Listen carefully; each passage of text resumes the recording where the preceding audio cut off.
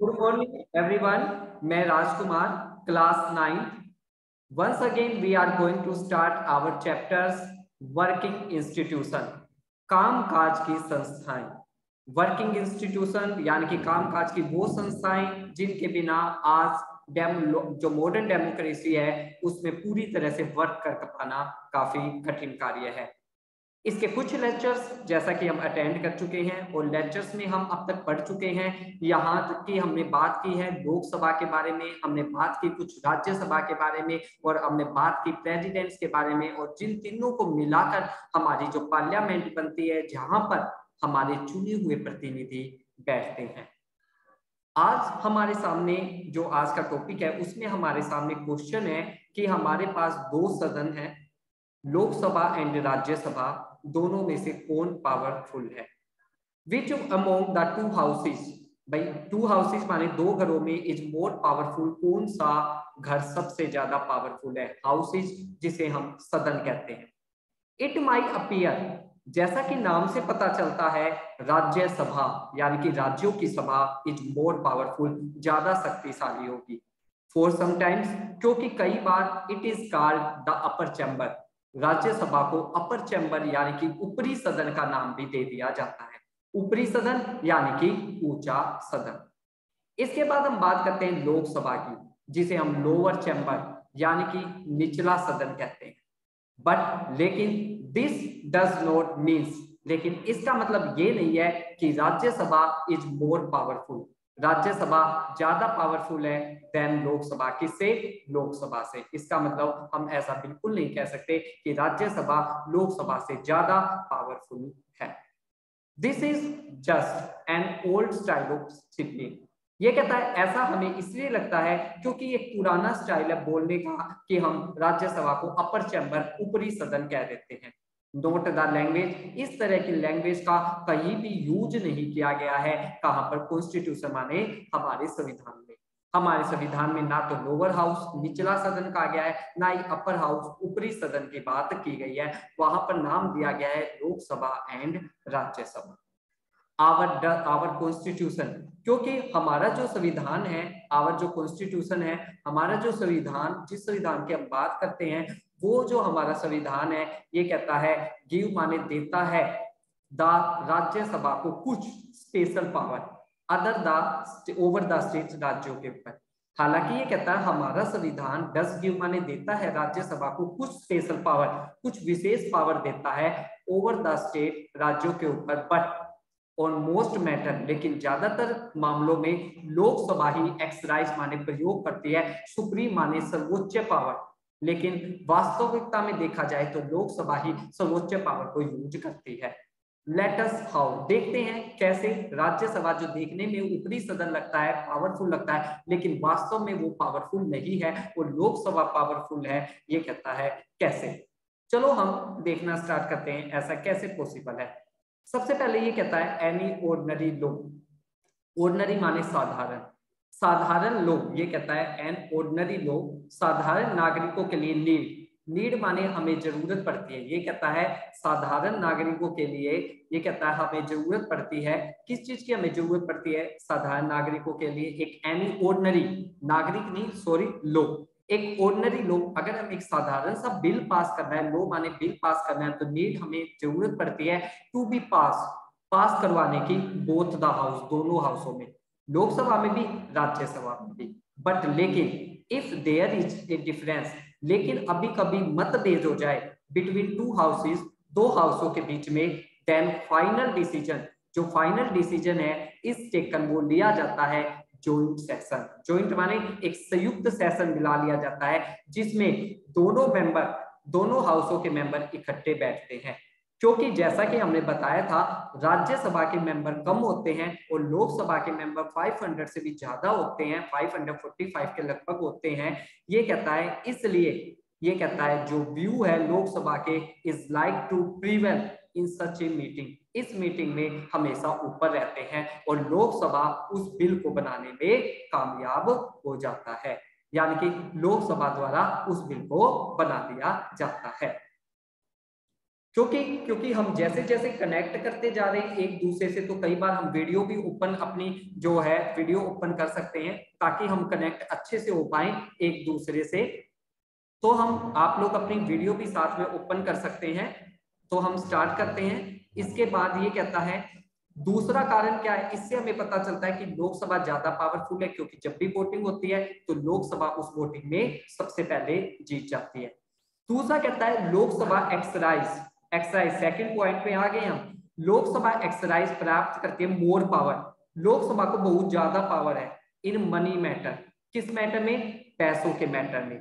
Once the Lok Sabha पास, एक बार लोकसभा अगर पास कर देती है, किसको पास कर देती है? एक बार अगर लोकसभा किसी भी बिल को पास कर देती है, कौन? लोकसभा अगर एक बार किसी भी बिल को पास कर देती है, बिल का मतलब मनी बिल को वो पास कर देती है, तो ये कहता है या बजट को पास कर देती है या कोई दूसरे मनी रिलेटेड लॉ को पास कर देती है, तो Rajya Sabha can not reject it. Rajya Sabha उसे रिजेक्ट नहीं कर सकती। ये कहता है Rajya Sabha can only delay, Rajya Sabha उसे डिले कर सकती है, 14 डेज के लिए उसे रोक सकती है या सुझाव दे सकती है कि हम इसे बदल सकते हैं। लेकिन लोकसभा की मर्जी है, वो राज्यसभा के इस सुझाव को माने या ना माने, बदलाव करे या ना करे, आखिर में राज्यसभा को इसे पास करना ही पड़ता है। इसलिए हम देख सकते हैं कि पैसे के मामले में ये धन बिल के मामले में ये सबसे ज्यादा लोकसभा की चलती है। इसके बाद हम अपने जब हम अपने थर्ड वाले पॉइंट के ऊपर चलते हैं, जो हमारा थर्ड वाला पॉइंट है, जब हम थर्ड तीसरे नंबर के पॉइंट पे चलते हैं, तो तीसरे नंबर का पॉइंट हमें क्या कहता है? तीसरे नंबर के पॉइंट में कहा है मोस्ट इंपोर्टेंटली, सबसे इंपोर्टेंट जो बात है, जो लोकसभा है वो कंट्रोल करती है काउंसिल ऑफ मिनिस्टर। किसको कंट्रोल करती है? वो काउंसिल ऑफ मिनिस्टर को कंट्रोल करती है, यानी कि मंत्री परिषद के ऊपर वो नियंत्रण रखती है। कौन? लोकसभा। क्योंकि सारे मंत्री किस में बैठते हैं? लोकसभा के अंदर सारे मंत्री बैठते हैं, इसलिए वो क्या करती है? लोकसभा के ऊपर अपना नियंत्रण रखती है। Only a person who enjoy the sport, ये कहता है ओनली ए पर्सन, ये वो व्यक्ति होते हैं जो एंजॉय करते हैं स्पोर्ट मेजोरिटी का of the member of Lok Sabha is appoint the prime minister. ये कहता है ओनली ए पर्सन, केवल वही व्यक्ति, हु एंजॉय, जो मजा लेता है, सपोर्ट माने समर्थन का, मेजोरिटी के, मेंबर इफ लोकसभा, लोकसभा में जो मेंबर होते हैं उनमें जिस पार्टी के मेजोरिटी होती है उसी को अपॉइंट किया जाता है प्राइम मिनिस्टर के रूप में। उसी को हम प्राइम मिनिस्टर के रूप में क्या करते हैं? अपॉइंट करते हैं।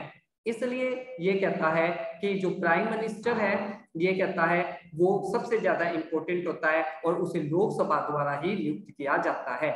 इफ मेजोरिटी, अगर जो बहुमत है लोकसभा के मेंबर्स का, से अगर वो ये कह दे नो कॉन्फिडेंस, मैं फिर वर्ड दे रहा हूं, नो कॉन्फिडेंस का मतलब उसे विश्वास नहीं रहा है काउंसिल ऑफ मिनिस्टर की परिषद पर, ऑल मिनिस्टर जिसमें प्रधानमंत्री भी शामिल है, हैव टू क्विट, उन्हें इस्तीफा देना पड़ता है। लेकिन राज्यसभा के पास ऐसी कोई भी पावर नहीं है। कहने का मतलब है लोकसभा मंत्री परिषद पर कंट्रोल करती है, क्योंकि लोकसभा ही प्राइम मिनिस्टर बनाती है। अगर लोकसभा ये कह दे कि उसे कोई विश्वास नहीं है, कॉन्फिडेंस नहीं है काउंसिल ऑफ मिनिस्टर पर, तो सभी मिनिस्टर को और प्राइम मिनिस्टर को इस्तीफा देना पड़ता है। लेकिन राज्यसभा के पास इस तरह की कोई भी पावर नहीं है। इसके बाद जब हम आगे बात करते हैं, तो इस तरह से हमने देखा कि किस तरह पॉलिटिकल पार्टीज ज्यादा लोकसभा राज्यसभा से ज्यादा क्या है? पावरफुल मानी जाती है। हमारा जो नेक्स्ट पॉइंट है वो आता है पॉलिटिकल एग्जीक्यूटिव, राजनीतिक कार्यपालिका क्या होती है। हम स्टार्ट करते हैं। Do you remember the story, आपको याद होगा हमने चैप्टर की शुरुआत की थी एक स्टोरी के साथ जिसका नाम था ऑफिस मेमोरेंडम, यानी कि सरकारी ज्ञापन, with which we started this chapter, जिसके साथ हमने चैप्टर शुरू किया था। we find out, हमने पाया था कि वो व्यक्ति who signed, जिसने साइन किए हैं डॉक्यूमेंट पर, did not take this decision, उसने इस निर्णय को नहीं लिया है। he was only executing, यह केवल कार्यपालिका की पॉलिसी है, policy decision taken by someone else. ये कहता है he was only executing, यह केवल कार्यपालिका है, एंड पॉलिसी डिसीजन, नीतिगत निर्णय जो टेकन लिए गए हैं बाय समवन, किसी और के द्वारा लिए गए हैं। उसके बाद वी नोटेड, हमने नोट किया रोल ऑफ प्राइम मिनिस्टर, प्रधानमंत्री का क्या रोल था इन टेकिंग दैट डिसीजन, इस निर्णय को लेने में। बट वी आल्सो नोट है, लेकिन हमने यह भी जाना he could not have taken that decision, ये कहता है ही कुड नॉट टेकन, ये डिसीजन नहीं लिया जा सकता जब तक he did not have support, जब तक प्राइम मिनिस्टर को सपोर्ट नहीं मिलता लोकसभा का।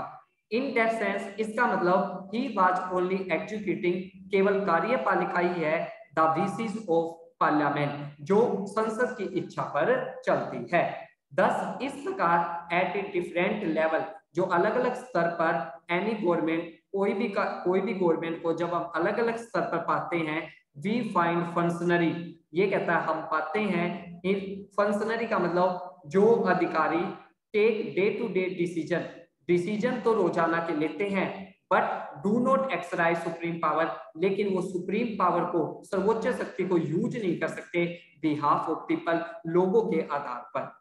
ऑल दोस फंक्शनरी, इन सारे के सारे अधिकारियों को इकट्ठे नोन एज एग्जीक्यूटिव, कार्यपालिका के रूप में जाना जाता है। दिस आर कॉल्ड एग्जीक्यूटिव, इन्हें कार्यपालिका, एग्जीक्यूटिव यानी कि कार्यपालिका इसलिए कहा जाता है दे आर इन चार्ज, क्योंकि ये इंचार्ज होते हैं एक्सीक्यूटन, एक्सीक्यूशन का मतलब कार्यपालिका के, of the policy of government, government जो भी नीति बनाती है उन्हें लागू करने के इंचार्ज ये होते हैं। इस प्रकार व्हेन जब हम बात करते हैं अबाउट द गवर्नमेंट के बारे में, वी यूजुअली, हम आमतौर पर हमारा मतलब होता है हम कार्यपालिका के बारे में बात कर रहे हैं।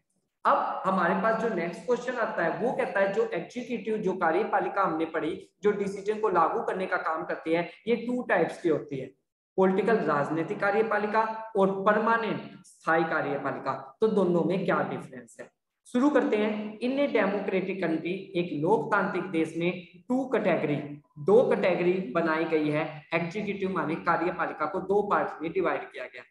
एक वो कार्यपालिका इज इलेक्टेड, जिसे चुना जाता है बाय द पीपल, लोगों द्वारा, फॉर ए स्पेसिफिक पीरियड, एक विशेष समय के दौरान, इस काल उसे कहते हैं पॉलिटिकल एग्जीक्यूटिव, राजनीतिक कार्यपालिका। यानी कि जिस कार्यपालिका को हम चुनकर भेजते हैं, जैसे हम अपने मंत्रियों को चुनते हैं, एमएलए को चुनते हैं, एमपी को चुनते हैं, ये सारे क्या होती है, इन्हें कहते हैं पॉलिटिकल एग्जीक्यूटिव, चुनी हुई कार्यपालिका। पॉलिटिकल लीडर्स, ये कहता है वो जितने भी राजनीतिक नेता है हु टेक बिग डिसीजन, जो बड़े बड़े निर्णय लेते हैं, फॉल इन दिस कैटेगरी, वो सारे इस कैटेगरी में आते हैं। ये कहता है इन द सेकंड कैटेगरी, दूसरी कैटेगरी में वो लोग आते हैं जिन्हें अपॉइंट किया जाता है on a long term basis, लंबे समय कार्यकाल के लिए। जैसे मान लो मैंने कोई नेता चुना तो वो 5 साल के लिए होता है, लेकिन किसी व्यक्ति को किसी पोस्ट पे सरकारी नौकरी मिलती है तो वो लंबे समय तक चलती है, उन्हें कहते हैं परमानेंट एग्जीक्यूटिव यानी कि स्थायी कार्यपालिका। एक तो पॉलिटिकल एग्जीक्यूटिव, राजनीतिक कार्यपालिका, जिसमें लोगों को हम चुनते हैं और वो बड़े डिसीजन लेते हैं। दूसरी, जिन लोगों को अपॉइंट किया जाता है, उनकी नॉलेज के हिसाब से नौकरी दी जाती है, उन्हें परमानेंट एग्जीक्यूटिव या सिविल सर्विस, नौकरशाही कहा जाता है। पर्सन वर्किंग, क्योंकि ये व्यक्ति वर्किंग माने काम करते हैं, सिविल सर्विस यानी कि सरकारी सेवा के अंदर, आर्ड कार्ड, इसलिए इन्हें सिविल सर्वेंट यानी कि शाही सर्वेंट भी कहा जाता है। नागरिक सर्वेंट का नाम भी, नागरिक सेवक का नाम भी इन्हें दिया जाता है। दे रिमेन इन ऑफिस, ये कहता है ये ऑफिस का मतलब पद, ये अपने पद पर बने रहते हैं when the ruling party change, जबकि रूलिंग पार्टी, शासक दल बदल जाता है। मान लो अब कोई सरकारी नौकरी पर है, वो काम कर रहा है, कमेटी में काम कर रहा है, अब सरकार तो क्या है, कभी कांग्रेस की आ गई 5 साल बाद, कभी बीजेपी की आ गई, सरकार तो 5 साल बाद बदल रहती है, लेकिन ये रिटायरमेंट तक अपने उस पद पर बने रहते हैं। वो ये कहना चाहता है these officer work under political executive, ये जितने भी परमानेंट जो अपने पद पे बने रहते हैं लंबे समय तक, इन सबको काम करना पड़ता है किसके नीचे, राजनीतिक कार्यपालिका के नीचे, यानी कि मंत्री इन्हें जो कहता है उन्हें उन्हीं के अनुसार काम करना पड़ता है। And assess them in carrying out day to day administration, और इनकी पहुंच जो है वो हर रोजाना के कार्यों में होती है। Can you recall the role, क्या आप भूमिका बता सकते हैं पॉलिटिकल और नॉन पॉलिटिकल एग्जीक्यूटिव, राजनीतिक और गैर राजनीतिक की कार्यपालिका की क्या भूमिका रही है ज्ञापन, जो एक ज्ञापन निकाला गया था, सरकारी ज्ञापन, एक आदेश निकाला गया था उसमें। यू माइट आस्क, इसके अलावा तुम पूछ सकते हो व्हाई डज, क्यों राजनीतिक एग्जीक्यूटिव ज्यादा पावरफुल होती है नॉन पॉलिटिकल एग्जीक्यूटिव से। वाई, क्यों जो मिनिस्टर है वो ज्यादा पावरफुल होते हैं सिविल सर्वेंट से, जबकि दोनों एग्जीक्यूटिव कार्यपालिका होते हैं सिविल सर्वेंट। जबकि ये कहता है जो सिविल सर्वेंट है वो ज्यादा पढ़े लिखे होते हैं, उन्हें ज्यादा एक्सपर्ट होते हैं, नॉलेज होती है उन्हें अपनी सब्जेक्ट के बारे में। द एडवाइजर वर्किंग, वो सलाह देने का काम भी करते हैं फाइनेंशियल वित्तीय मंत्री को, नो मोर अबाउट इकोनॉमी, क्योंकि वो ज्यादा अर्थव्यवस्था के बारे में जानते हैं फाइनेंस मिनिस्टर से। समटाइम्स, कई बार जो मिनिस्टर है मे नो वेरी लिटल, उसे बहुत कम जानकारी होती है टेक्निकल मैटर के बारे में। That come under their ministry, वो टेक्निकल मैटर जो उसकी इंडस्ट्रीज में आता है, उसकी मिनिस्ट्री में आता है। मान लो रेल विभाग का कोई मंत्री है, उसे रेलवे के विभाग की जानकारी नहीं है, फिर भी मंत्री तो वो बन गया। दिस फूड इजिली, वो आसानी से, ये कहता है दिस फूड इजिली हैपन, ऐसा आसानी से होता है इन मिनिस्ट्रीज। ये कहता है कई मिनिस्टर लाइक, जैसे कि डिफेंस रक्षा मंत्री है, इंडस्ट्रीज मिनिस्टर है, हेल्थ मिनिस्टर है, साइंस मिनिस्टर है, टेक्नोलॉजी मिनिस्टर है, माइन मिनिस्टर है, ये ऐसे मिनिस्टर यहाँ पर आ जाते हैं जिन्हें इनके बारे में बहुत कम नॉलेज होती है, तब वो परमानेंट एग्जीक्यूटिव से सलाह लेकर अपने कार्य करते हैं। फिर भी ये कहता है पॉलिटिकल इन लीडर्स को फिर भी ऊंचा समझा जाता है, क्यों? Why should the minister have the final say? ये कहता है क्यों मिनिस्टर को कहा जाता है कि वो फाइनल डिसीजन उसके द्वारा ही लिया जाएगा। The reason is very simple, इसका रीजन बिल्कुल आसान है। आल डेमोक्रेसी, जहां पर भी डेमोक्रेसी है, सब जगह पर लोगों की इच्छाओं को, विल माने लोगों की इच्छाओं को, सुप्रीम माने सबसे बड़ा समझा जाता है। The minister is an elected, और मिनिस्टर एक चुना हुआ रिप्रेजेंटेटिव माने प्रतिनिधि होता है लोगों की तरफ से। इस प्रकार वो एम्पायर द एक्सरसाइज, इसलिए वो जितने भी पावर का प्रयोग करता है द विल ऑफ पीपल, लोगों के भी यहाँ पर उनकी इच्छा के अनुसार करता है, क्योंकि वही अंत में आंसरेबल माने उत्तर देने योग्य होता है टू द पीपल, लोगों को, फॉर ऑल द कॉन्सिक्वेंस, जो भी परिणाम निकले, ऑफ हर डिसीजन, उसने जो निर्णय लिया उसका जो भी रिजल्ट निकलता है उसका उत्तर देना लोगों को उसी के ऊपर डिपेंड करता है, इसलिए उसे लास्ट फाइनल डिसीजन उसी का माना जाता है। दैट इज वाई, इसी कारण जो मिनिस्टर है वो टेक लेते हैं ऑल द फाइनल डिसीजन, आखिरी डिसीजन को। द मिनिस्टर डिसाइड, ये कहता है मिनिस्टर डिसाइड माने निर्णय करते हैं द ओवरऑल फ्रेम, पूरे फ्रेम को वो चेक करते हैं, ऑब्जेक्ट विषय वस्तु को चेक करते हैं, इन विच, जिसमें निर्णय, जो निर्णय लिया जाता है ऑन द पॉलिसी, नीतियों पर, शुड बी मेड, बनाए जाते हैं। The minister is not, minister नहीं भी है, इज नॉट एक्सपेक्टेड, ना ही उसे आशा की जा सकती है कि वो एक्सपर्ट होगा in the matter of his ministry, जहां का वो मंत्री बना है जिस सब्जेक्ट का, उसमें वो एक्सपर्ट हो। The minister take the advice, इसलिए मिनिस्टर समय समय पर एडवाइस लेते हैं एक्सपर्ट से ऑन ऑल टेक्निकल मैटर, सभी तकनीकी मामलों में। बट वेरी ओपन, लेकिन प्राय बहुत कम एक्सपर्ट होल्ड डिफरेंट ओपिनियन, ये कहता है क्योंकि सभी एक्सपर्ट अपने अलग अलग ओपिनियन, विचार रखते हैं, और place before then more than one option, और इसलिए मंत्री के सामने एक से ज्यादा ऑप्शन खड़े हो जाते हैं। तब ये डिपेंड करता है ओवरऑल विषय वस्तु पर मिनिस्टर क्या डिसीजन लेगा, वही डिसीजन अंतिम तथा लास्ट माना जाता है। एक्चुअली दिस हैपन, यह सब कुछ होता है इन लार्ज ऑर्गेनाइजेशन, जहां भी बड़े बड़े संगठन होते हैं। दोज हु अंडरस्टैंड, जिसकी इच्छा होती है द ओवरऑल पिक्चर, ये कहता है दोज हु अंडरस्टैंड, जो समझता है ओवरऑल पिक्चर, सारी तस्वीरों को, टेक द मोस्ट, ये कहता है take the most important decision, तब वो सबसे इंपोर्टेंट डिसीजन लेता है, पहले वो सारी पिक्चर को समझता है, नोट द एक्सपर्ट, ना कि expert. Expert can tell, expert हमें रूट बता सकते हैं, but someone with a large view decide, लेकिन जो सबसे बड़ा निर्णय होता है, डिस्टिनेशन, जो मंजिल होती है डेमोक्रेसी में, वो केवल चुने हुए मिनिस्टर ही परफॉर्म करते हैं अपनी महत्वपूर्ण भूमिका को निभाकर। यही कारण है कि पॉलिटिकल जो एग्जीक्यूटिव है वो ज्यादा पावरफुल होती है किससे, परमानेंट एग्जीक्यूटिव से। तो इस तरह आज का जो हमने टॉपिक पढ़ा, इसमें हमने पढ़ा कि क्या डिफरेंस है पॉलिटिकल एग्जीक्यूटिव में, और ये कहता है कि जो दूसरी जो परमानेंट एग्जीक्यूटिव है उसमें क्या डिफरेंस है। इसके अलावा हमने पढ़ा कि लोकसभा राज्यसभा से क्यों सबसे ज्यादा पावरफुल मानी जाती है। Thank you everyone.